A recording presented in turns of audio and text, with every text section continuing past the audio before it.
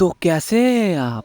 বলিউডে আয়ের দিক দিয়ে 2023 সালে কি হবে এক নম্বর সিনেমা? একদিকে আছে শাহরুখ খানের পাঠান, অন্যদিকে আছে সানি দেওলের গাদার 2। পাঠান মুভিকে পিছনে ফেলতে খুব বেশি সময় লাগবে না গাদার 2 কে। ওই যে কথাই বলে না, বাদর বুড়ো হলেও গাছে ওঠা ভোলে না, আর ঠিক তেমনই হলো। বুড়ো বয়সে এসেও বক্স অফিসে ছক্কা মেরে দিল গাদার 2 এর সানি দেওয়াল। তো আজকের এই ভিডিওটি পুরোপুরি দেখুন, তাহলে বিস্তারিত সবকিছু জানতে পারবেন। তো চলেন ভিডিওটি শুরু করা যাক।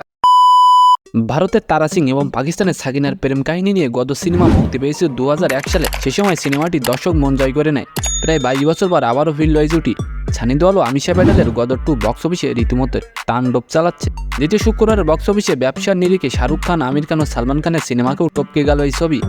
বক্স অফিস ব্যবসার পরিসংখ্যান অনুযায়ী মুক্তির পরে দ্বিতীয় শুক্রবার শাহরুখের পাঠান ব্যবসা করেছিল 13 কোটি, আমিরের দঙ্গল ও সালমানের বাজরঙ্গি ভাইজানের ঝুলিতে এসেছিল যথাক্রমে 18 কোটি টাকা, 12 কোটি 75 লক্ষ রুপি। সেখানে সানি দেওয়ালের গদর 2 ব্যবসা করেছে প্রায় 20 কোটি রুপি। গত বছরের অন্যতম বাণিজ্যিকভাবে সফল ছবি দি কাশ্মীর ফাইলস এর দ্বিতীয় শুক্রবারের ব্যবসাকেও ছাপিয়ে গেছে গদর 2। গদর 2 এর এমন অভাবনীয় সাফল্য রীতিমতো হাওয়ায় উঠছেন ছবির নির্মাতা ও কলাকৌশলীরা। সম্প্রতি এক অনুষ্ঠানে গদর 3 ছবির সম্ভাবনা নিয়ে প্রশ্ন করা হয়েছিল ছবির পরিচালক অনিল শর্মা অভিনেতা সানি দেওয়ালকে। উত্তরে অনিল শর্মা বলেন, একটু অপেক্ষা করুন, সবুজ যে মেয়া ফলে তার প্রমাণ তো চোখের সামনে দেখতে পাওয়া যাচ্ছে। আমার মাথায় কিছু চিন্তা ভাবনা তো রয়েছেই, পাশাপাশি সানিও কিছু ভেবে রেখেছেন। সব মিলিয়ে কিছু না কিছু তৈরি হয়েই যাবে।